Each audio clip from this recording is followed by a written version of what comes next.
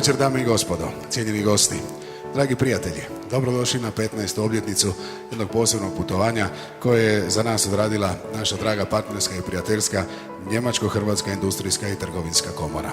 Dobrodošli na 15 godina suradnje, na 15 godina druženja i naravno poslovnih uspjeha koji dokazuju prijateljstvo naših zemalja.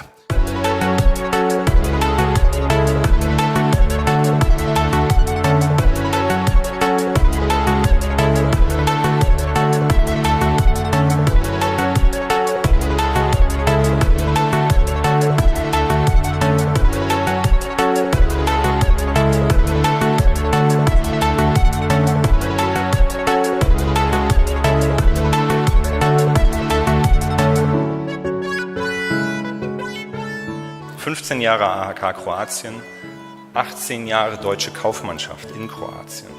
Vor allem aber eine viel, viel längere Freundschaft, die unsere beiden Länder miteinander verbindet.